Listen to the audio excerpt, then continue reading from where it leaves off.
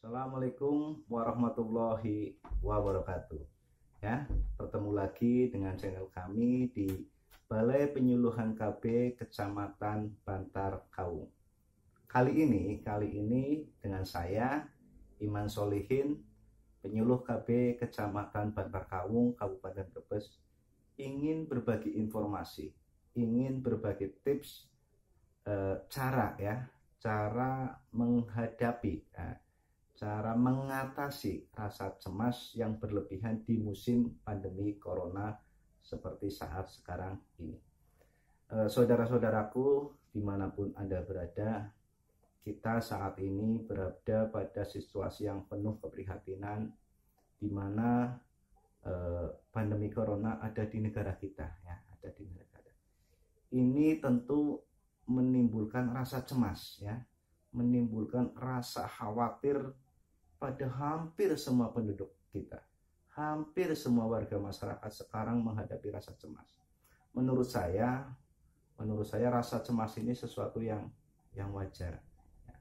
Rasa yang wajar karena saat ini kita berhadapan dengan situasi yang penuh dengan ketidakpastian. Kita berhadapan dengan sesuatu yang tidak kelihatan. Dalam beberapa kasus, dalam beberapa situasi, rasa cemas itu dalam tanda petik bisa berdampak positif. Rasa cemas yang muncul dalam diri kita, rasa khawatir yang muncul dalam diri kita bisa meningkatkan kewaspadaan, bisa menjadikan kita lebih waspada. Contohnya di musim COVID ini, teman-teman sekalian, ya, kita jadi rajin cuci tangan pakai sabun. Ya, padahal mungkin selama ini kita tidak pernah cuci tangan pakai sabun atau jarang cuci tangan pakai sabun. Tapi sekarang kita jadi rajin cuci tangan pakai sabun. Hampir setiap saat kita cuci tangan pakai sabun. Setiap masuk ke rumah orang harus cuci tangan, tapi nggak pernah dikasih makan seperti itu, ya. Kemudian contoh yang lain adalah kita jadi rajin berjemur sekarang. Banyak orang sekarang setiap pagi berjemur di pinggir jalan, berjemur di halaman rumah, dan sebagainya. Itu bentuk sebenarnya karena kita rasa cemas, khawatir akan tertular COVID-19. Sehingga kita jadi lebih waspada. Seperti itu. Tapi rasa cemas yang berlebihan juga bisa berdampak negatif. Bisa berakibat negatif. Ya, contohnya kita jadi takut keluar rumah, ya. Kita jadi takut berinteraksi dengan orang lain. Kita jadi takut misalnya memegang sesuatu gitu kan. Mau pegang daun itu, aduh jangan-jangan ada virusnya, seperti itu. Bahkan rasa cemas yang berlebihan bisa juga menurunkan imun dalam tubuh. Bisa menurunkan sistem kekebalan tubuh, dan itu sebenarnya tidak baik untuk kesehatan kita, tidak bagus untuk kesehatan kita. Padahal kondisi saat ini kita butuh sistem kekebalan tubuh yang kuat, kita butuh sistem imun dalam tubuh yang bagus untuk melawan virus yang kemungkinan masuk ke tubuh kita. Oleh karena itu, teman-teman sekalian, kami dari Balai Penyuluhan KB Kecamatan Bantar Kaung ingin berbagi sedikit tips bagaimana mengatasi rasa cemas yang berlebihan di musim pandemi corona seperti saat sekarang ini. Seperti yang disampaikan oleh seorang psikolog klinis dewasa, Kak Mega Tala Harimuti, setidaknya ada 3 tips, ada 3 cara yang bisa kita lakukan untuk mengatasi rasa cemas yang berlebihan.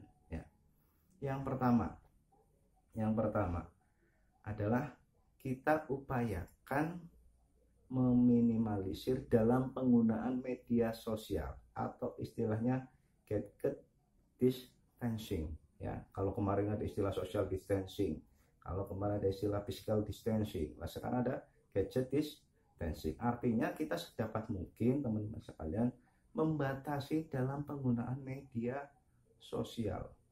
Prinsipnya adalah kita tidak bisa mengendalikan orang lain. Kita tidak bisa mengendalikan orang lain untuk menyampaikan informasi, untuk share informasi. Tapi yang bisa kita lakukan adalah kendalikan diri kita, batasi, atur waktu dalam penggunaan media sosial sehingga kita tidak mudah terpapar informasi, sehingga kita tidak mudah mendapatkan informasi yang belum tentu kebenarannya.